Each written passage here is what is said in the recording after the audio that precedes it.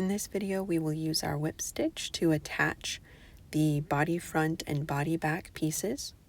We're going to attach them with wrong sides together so that we can see the right sides facing out towards us.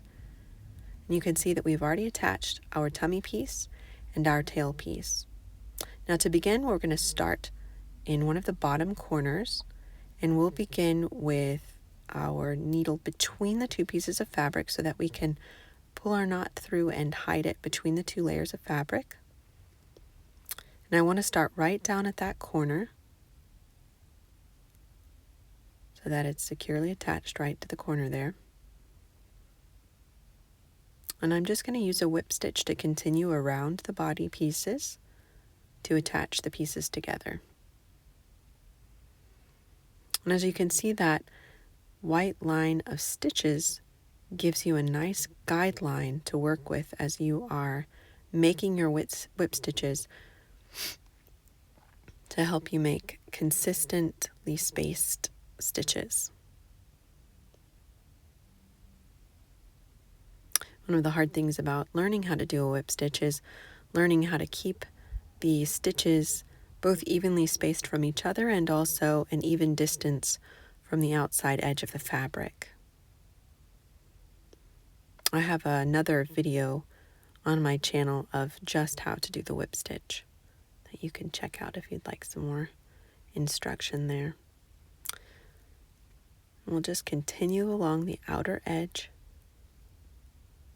following that guideline as we create our whip stitches. You want to make sure that your needle is coming out at approximately the same distance in the back as it is on the front, and that you're catching both the front and the back. Sometimes it's easy to miss that back piece of fabric. Now you want to continue that line of stitches all the way around where my finger is pointing, along the outside edge where those guideline stitches are. And you want to stop right in that bottom corner there.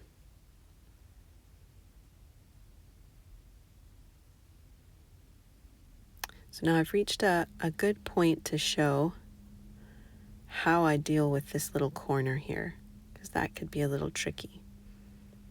So you can see I'm just going into that corner, and those stitches will kind of stack up there in that little, in the little space there in the corner of the neck, and that's okay.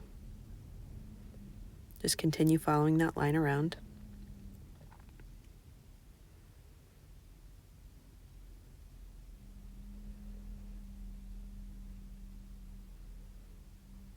I'm running out of thread, so I'm going to need to tie an ending knot. You should give yourself a little bit more space. I'm letting it go kind of close.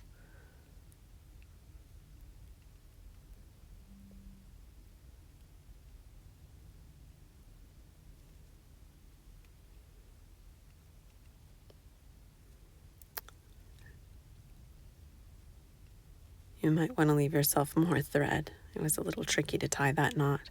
You always have to make an ending knot in your work though, otherwise your work will just come undone. I'm going to go ahead and tie a second knot there. Make a loop, put my needle through twice, once. Oh, and I can squeeze it through twice. Yes, don't let yourself get into that situation. Leave yourself a little bit more thread to tie a knot with. And I'll push the end of that thread in between the work so that I'm hiding my tail.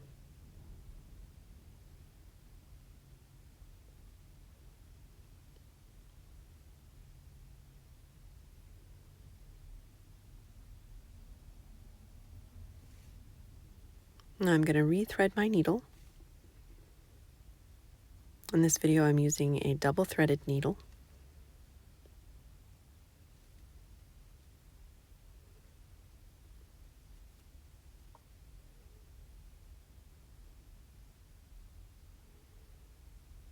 So I'll pull those two ends together and tie a knot. Pass that end through once, twice, pull it tight. I'll snip the end. I do have a video of how to double thread the needle on my channel, so you can check that out too. Now to begin again with those whip stitches, you want to Start with your needle in between the two pieces of fabric, and you want to push your needle out through that last stitch, just as so. That way your knot is hidden between the two pieces of fabric and your thread is coming out in just the right place to start the next stitch. Oh, it's easy to get tangled up in those safety pins. You'll notice I've removed the safety pins as I've gone along. It just keeps you from getting tangled up as easily. So as soon as I stitch past one of the places where the safety pins are, I usually pull it out and just remove it. It makes things easier. And I'll keep sewing along until I reach that bottom corner. Once I've reached that bottom corner, I'm going to go ahead and tie an ending knot. I'll push my needle through to make a loop. Once, twice I'll push my needle through, pull it tight so that there's a knot, and I'm going to actually push my needle through a second time to make a second loop, go through that one twice, and that way I have a sturdy little knot at the end there of the work. I'll go ahead and push my needle into the body of the work, because we always want to try to hide our knots and our tails so that they're not visible from the outside or right side of the work. And there we go. We've finished our whip stitch around the edge of the body. And remove those safety pins.